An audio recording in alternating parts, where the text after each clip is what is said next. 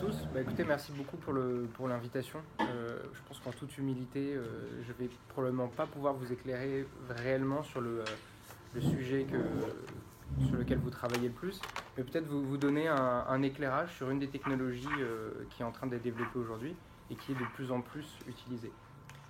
Alors, je m'appelle Louis Laréchérine, je fais partie des fondateurs de Predictis, qui est une société qui a été créée en janvier dernier par 4 personnes au profil complémentaire, 2 ingénieurs et 2 juristes, on va dire. Le projet de cette société, c'est de faire en sorte que la justice soit plus transparente et plus prédictible.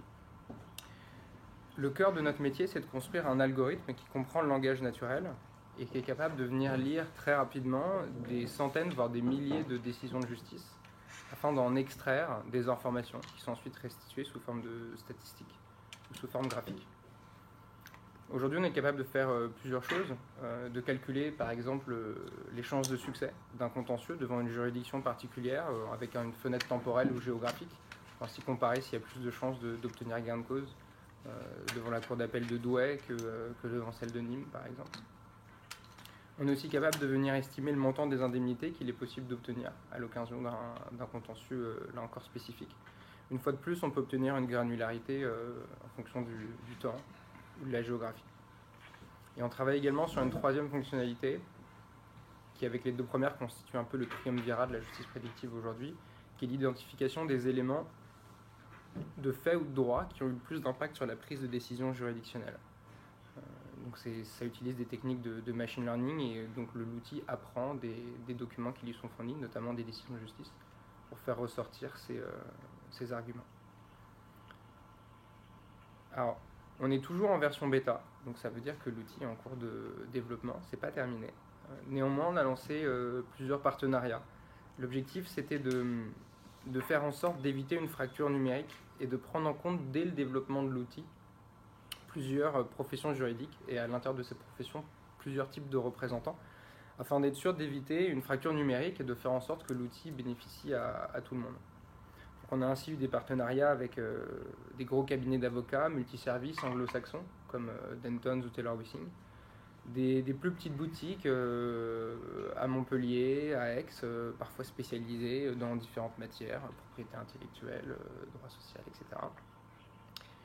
Et on a également lancé des partenariats de plus grande ampleur, notamment avec l'Ordre des avocats au barreau de Lille.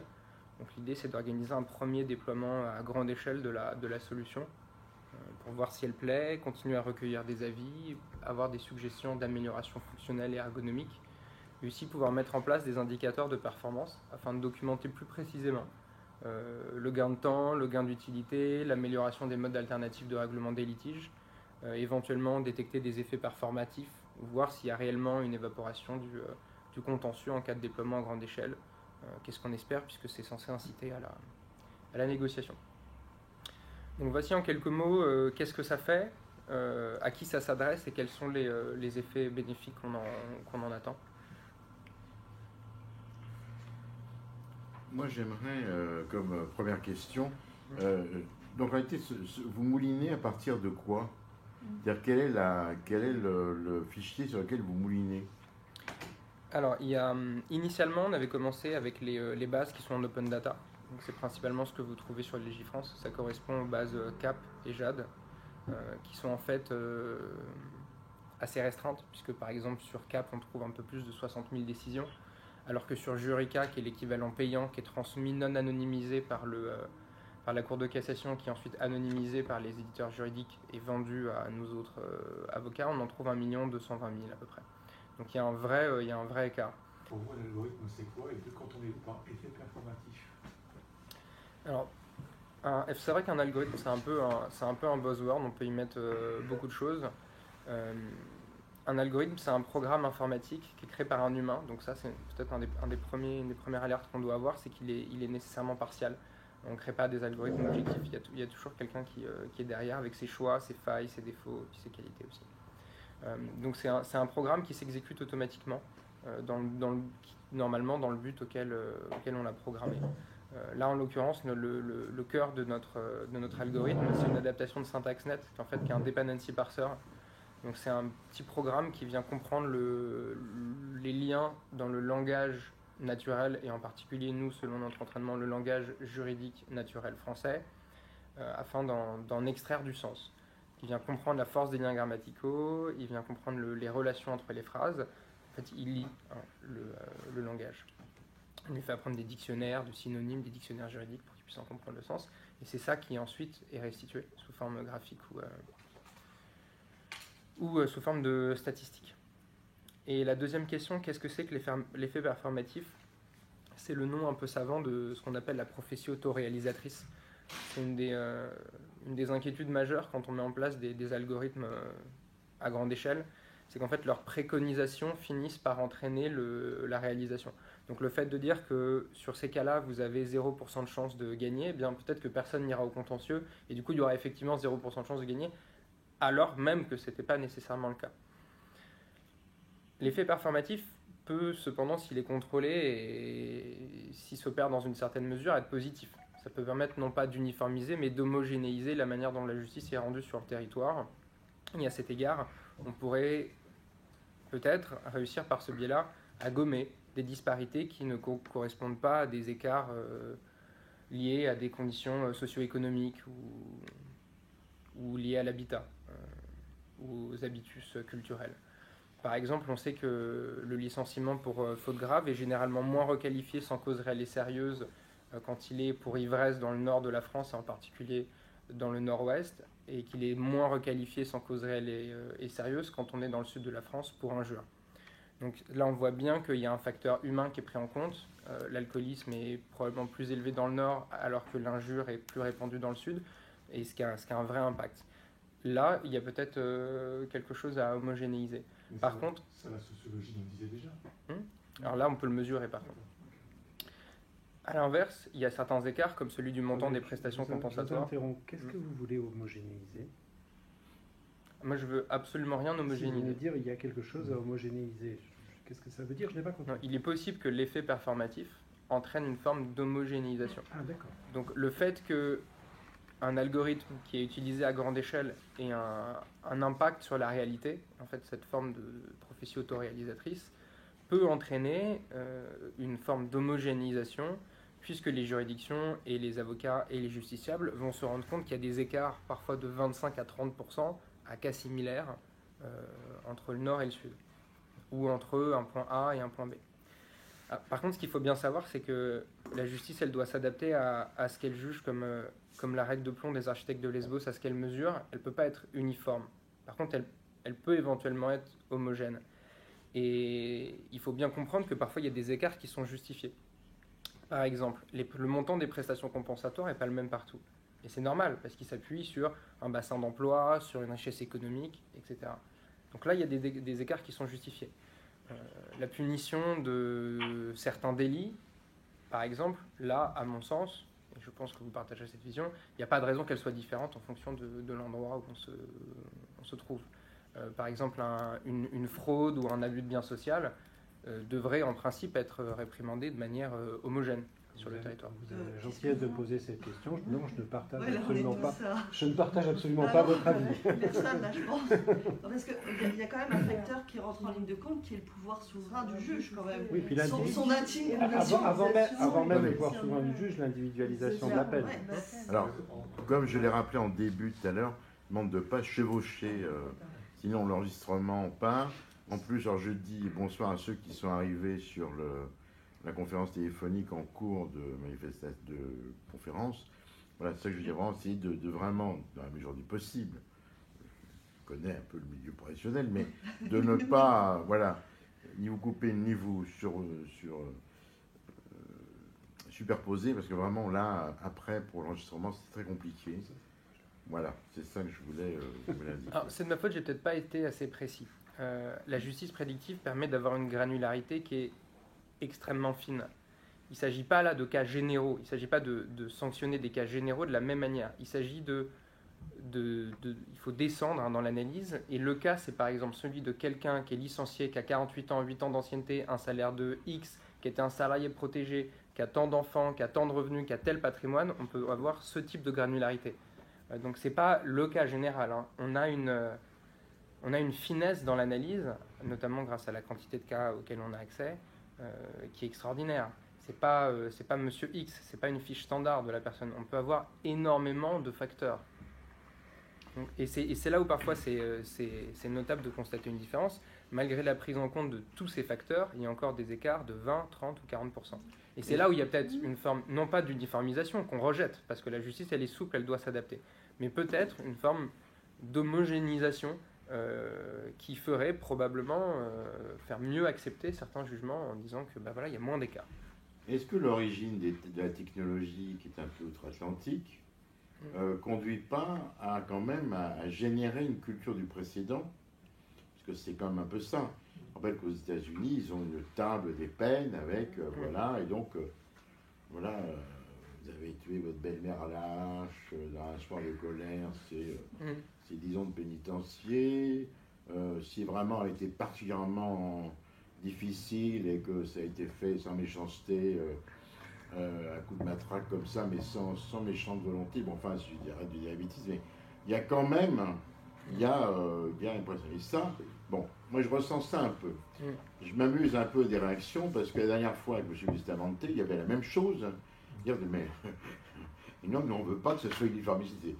Donc, j'ai aussi envie de dire, quand même, à vous, techniciens, comme on l'a dit à Nicolas la dernière fois, entendez que les professionnels ne partagent pas forcément toujours. Et deuxième élément, moi, sur lequel je voudrais vous interroger, ça a été évoqué pas mal la dernière fois, et je l'ai lu cette semaine un élément. Les magistrats commencent à demander l'anonymisation de leurs décisions, parce que bien sûr, vous ne trouverez pas un garde des Sceaux pour vous dire que tout ça va servir à la notation du magistrat en fonction d'eux. Donc ça, c'est un cauchemar que seuls les esprits pervers peuvent nourrir. Mais au-delà de la notation du magistrat, il y a quand même une sorte de ciblage du bon ou du mauvais juge, en fonction de qui vous êtes d'ailleurs, parce que le bon juge, sur cette caricature, le bon juge des propriétaires n'est pas le bon juge des locataires.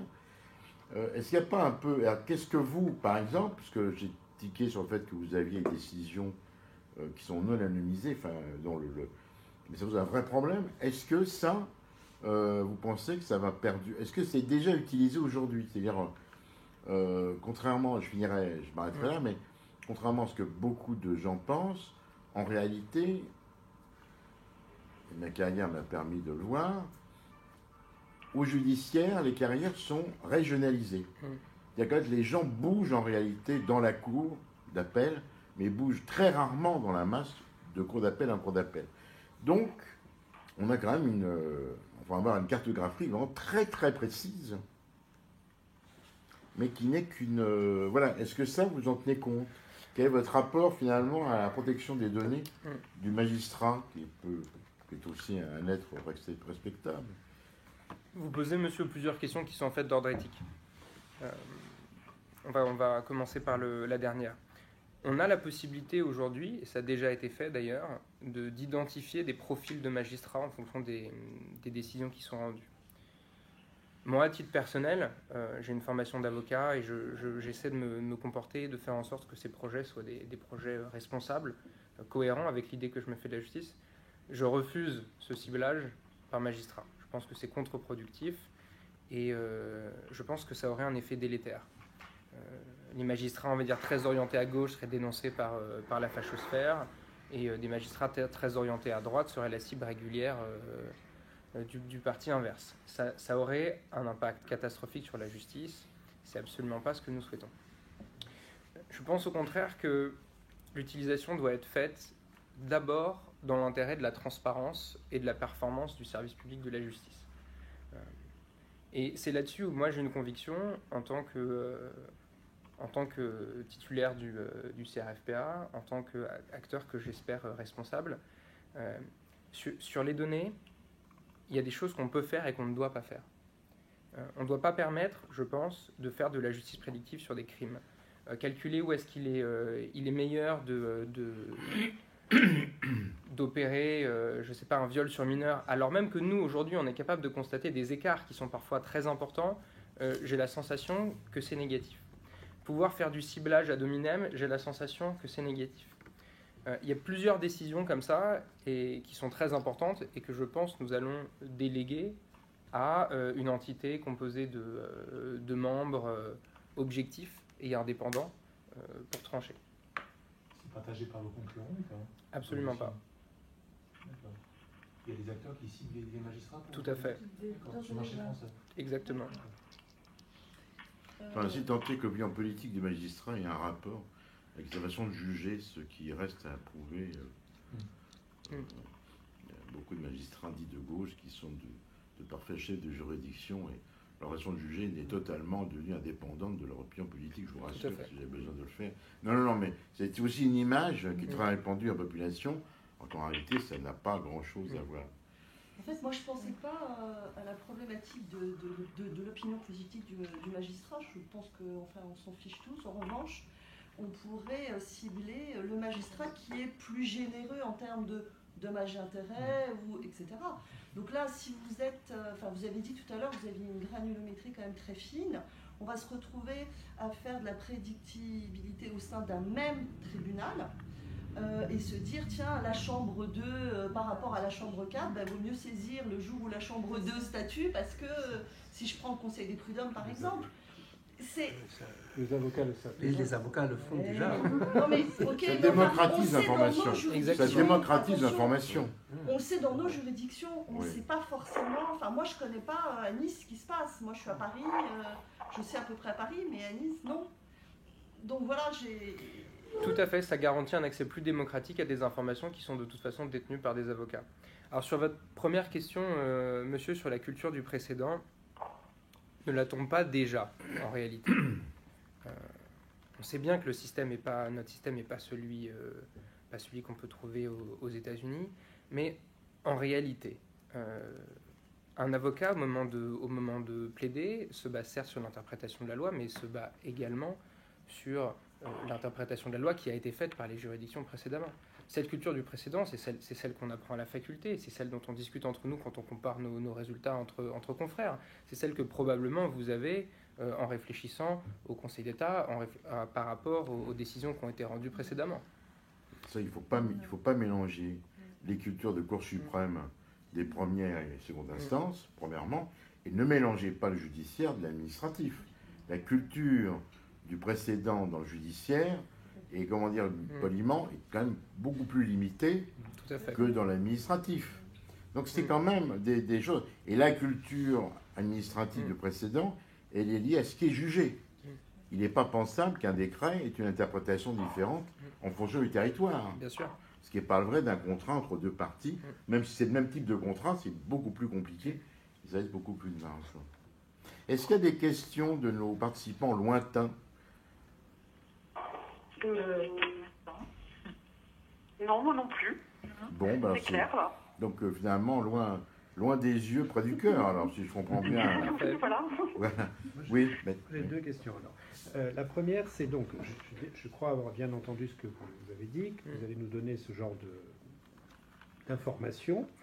Est-ce que, à travers ces informations, on va accéder aux décisions? Bien sûr. D'accord. La manière dont est construit notre service est d'avoir un écran qui est divisé en deux parties. Je simplifie un petit peu, mais globalement c'est ça. Sur la partie gauche, il y a l'information brute. Donc par exemple, les 658 cas qui correspondent exactement à votre litige. À cela s'ajoutent ensuite des éléments de type texte de loi ou d'article de doctrine. Cette information, jusqu'à présent, on la lisait. Et moi, quand j'étais en cabinet, on m'avait parfois demandé de compiler 350 jurisprudences pour en extraire une moyenne d'indemnité, une moyenne de succès, cas similaire. J'y avais passé 4 jours, ça n'avait aucun intérêt en soi. Une machine aurait pu le faire, et d'ailleurs aujourd'hui, une machine le fait. Sur la gauche de l'écran, donc, l'information brute. On peut toujours aller vérifier. Sur la partie droite de l'écran, l'information traitée, analysée, compilée par la machine. Et donc, vous avez toujours la possibilité d'aller vérifier par vous-même que le taux de succès de 86% est exact. L'objectif, il faut que ce soit clair, absolument pas d'automatiser quoi que ce soit, ni de remplacer quiconque. L'objectif est plutôt de mettre la technologie, l'innovation, au service de professions juridiques qui honnêtement en avaient bien besoin au vu du problème de leur équipement, notamment pour les directions juridiques par rapport aux autres business units. Il s'agit d'un outil de transparence, de performance et de prédictibilité au service des professionnels du droit, de leurs clients et si possible de la justice, en favorisant un mode alternatif de règlement des litiges pour des contentieux qui sont parfois très génériques, très nombreux et qui embouchent nos tribunaux. Dans le contrat que vous avez avec le barreau de Lille, vous faites une expertise sur le ressort de la cour de Douai, du TGI Lille, ou c'est ça? C'est une expertise ciblée sur la cour? C'est quoi la demande, enfin, quelle est la nature du travail que vous demande le barreau de Lille? Je rappelle qu'il y a le barreau, enfin, on le sait, mais le barreau de Lille est le premier, donc il fait ce... Ok, c'est ça, tout à fait. Effectivement, le périmètre, celui de la cour d'appel de Douai, d'ailleurs, se tiendra le 19 mai dans cette cour d'appel, une réunion publique durant laquelle seront notamment abordées cette phase de test de déploiement de la justice prédictive. Je vous invite donc à vous renseigner et éventuellement à y participer si vous le pouvez. En toute humilité, c'est ce que j'ai dit au début, la version de Predictis c'est aujourd'hui une version bêta. Il y a énormément de choses à améliorer. Le premier objectif de ce barreau pilote est de recueillir des expériences, des retours utilisateurs sur l'ergonomie, sur les fonctionnalités et notamment sur les données. Est-ce que pour un avocat lillois, avoir l'exhaustivité des décisions de la cour d'appel de Douai depuis 7 ans et demi est suffisant pour faire des analyses, ou bien est-ce qu'il faut nécessairement intégrer d'autres types de décisions? Bon, ça c'est une des premières questions. Et si oui, quel type de décision, quel type d'analyse faut-il faire dessus, etc. Donc pour répondre à votre question, on est principalement dans le périmètre de la cour d'appel de Douai. Après, rien n'empêche, quand on a une problématique, de faire un effort d'abstraction et de calculer, par exemple, les chances d'obtenir la réintégration du salarié ou l'annulation d'un permis de construire ou que sais-je, sur l'ensemble du territoire. Oui, excusez-moi, madame Alégier. Sur l'expérience, elle est limitée, les utilisateurs, ce seront uniquement les avocats du barreau ou d'autres utilisateurs pourront... Non, c'est un partenariat qui est fait avec l'ordre des avocats du barreau de Lille. Et par contre, vous avez vocation à être les utilisateurs, ce ne sont pas uniquement les avocats, le public. Tout à fait. De manière... Exactement. L'objectif est, encore une fois, pour éviter une fracture, d'avoir quelque chose qui sert à tout le monde, y compris au pouvoir public. Le justiciable, non, probablement pas. C'est un outil qui nécessite une vraie expertise. Il est à destination des professionnels du droit. C'était de vrais moyens plus tard. Deux questions. Avant ma deuxième question, il y a une chose que je regrette dans ce que vous dites quand vous parlez des professionnels du droit, c'est que vous ne rajoutiez pas à la liste l'université. Peut-être qu'on aura l'occasion d'y revenir. Parce que je pense qu'il y a énormément de choses à faire à l'université. Je vous rassure, ils y sont. Voilà, enfin, comme vous les citez pas, j'ai pas détaillé, voilà, mais comme vous ça les va de citez soi pas, que... je disais. Non, simplement, et c'est pas du tout provocateur comme question, c'est en termes de modélisation de votre offre que je pose la question. Quel est votre modèle économique de ce sens-là? Est-ce que vous allez vendre ce service en marque blanche, en marque grise, etc., etc. Écoutez, je constate, monsieur, avec plaisir que vous avez arrêté de douter et que vous voulez maintenant vous le procurer, donc c'est bien. Ah mais je ne doutais pas, mais on est là pour vous poser des questions. Tout à fait, c'est très bien. En réalité, on a 3 types d'offres. La première, elle est complètement gratuite, elle comprend un socle de fonctionnalités qui est minimal, mais qui néanmoins permet de faire accéder à une première version. Cette offre gratuite, elle est bien évidemment à destination de tous vos confrères qui ont parfois des gros problèmes pour s'équiper, qui sont seuls, qui font un travail qui est dur et qui ont néanmoins besoin d'un outil pour chercher, lire de l'information et l'analyser de manière performante. Elle est également bien sûr à destination de tous les étudiants et de tous les juristes qui en feront la demande pour découvrir le service. Ensuite, il y a 2 autres types d'offres. Une qui est à destination des cabinets, donc qui en plus de la justice prédictive offrira des fonctionnalités de partage, de travail en groupe, de stockage des dossiers, toutes ces choses qui nous facilitent grandement le quotidien quand on travaille. Et il y a une 3e offre qui est à destination des grands comptes et qui là permet de faire de l'intégration de données particulières. Donc, par exemple, pour citer 2 de nos partenaires, Covea et AXA, qui sont des assureurs qui font de la protection juridique, qui traitent plus de 50 millions de cas par an, peuvent réfléchir à intégrer des données, les données qu'ils traitent, les fiches de renseignement, les jurisprudences qui sont procurées, etc. On peut également envisager de faire du customizing, développer des fonctionnalités, développer un look and feel particulier. À partir du moment où on est grand compte, de toute façon, c'est du chiffrage, c'est du TJM, hein, c'est du jour 1. Donc voilà les trois offres. Enfin, dernière question, parce qu'après on va passer à l'autre sujet. Est-ce que vous pouvez faire un travail en fait ciblé comme ça sur l'ensemble des cours d'appel? Je m'explique. Quand on travaille à la cour d'appel de Douai, judiciairement, on est très intéressé non pas parce qu'il se dit à Paris, mais parce qu'il y a la cour d'appel d'Amiens. C'est-à-dire que la cour d'appel de proximité, bien sûr, c'est quelque chose qui pèse, et réciproquement. Donc ça, c'est envisageable. C'est-à-dire que ça, c'est intéressant pour un magistrat qui est sur une cour d'appel de voir, et c'est duplicable en France. Il y a un type qui a la cour d'appel de Nîmes, il va bien sûr qu'est-ce qui se passe à Marseille. Et donc ça, c'est possible. Déjà, on peut avoir une cartographie par cour d'appel. C'est très simple. Sur chaque question, on peut avoir, donc que ce soit le taux de succès ou les indemnités, on peut avoir une carte qui s'affiche sur la partie droite de l'écran et qui permet de comparer soit toutes les cours d'appel ensemble, soit 2 cours d'appel entre elles. Par contre, on s'arrête là. On ne compare pas les chambres entre elles, on ne compare pas, comme j'ai dit tout à l'heure, les magistrats entre eux. Voilà, je ne suis pas sûr que ce soit légal, donc c'est bien de s'arrêter là. Vous savez, les innovations de rupture, on que faire de la légalité, c'est le régime juridique qui a tendance à s'adapter en ce moment. Oui. On va en Je crois que vous êtes encore. Oui, je pense qu'il y a encore. Vous êtes jeune et vous en avez les qualités, mais peut-être. Il y a des moyens de rattraper la technicité quand on veut. C'est vrai, mais oui, non, bien sûr. ayez confiance dans les institutions pour refaire entrer tout le monde dans les catégories. Non, mais attention, j'ai probablement mal exprimé. Il va de soi que moi je plaide pour un respect des normes, et c'est pour ça que Predictis, par exemple, a adhéré à la charte Open Law, et donc on respecte tout un tas de normes et de bonnes pratiques. Nos serveurs sont séparés de plus de 80 km pour résister à une attaque nucléaire. Enfin, on est tout à fait en conformité avec à la fois les règles de bonne pratique et les règles de déontologie, puisqu'on est, par exemple, primé par le CNB pour le projet. On essaie bien sûr de travailler en harmonie. Je mettais juste peut-être un petit trait d'humour sur le fait que toutes ces sociétés qu'on voit, Uber et compagnie, Facebook, Google, n'ont en réalité pas comme souci principal le respect des normes édictées ici ou là sur la planète. Il faudra demander aux GAFA ce qu'ils pensent de la réglementation européenne. Je pense que c'est une problématique sur laquelle ils réfléchissent maintenant.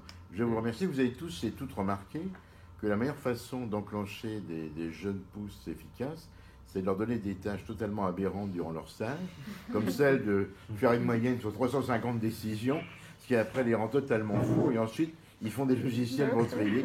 Donc c'est le bon usage, vous voyez, du martyrologue d'un stagiaire, c'est que ça permet quand même... Exactement. Vive la frustration. Ben voilà, mais c'est, vous savez... Les étapes initiatives.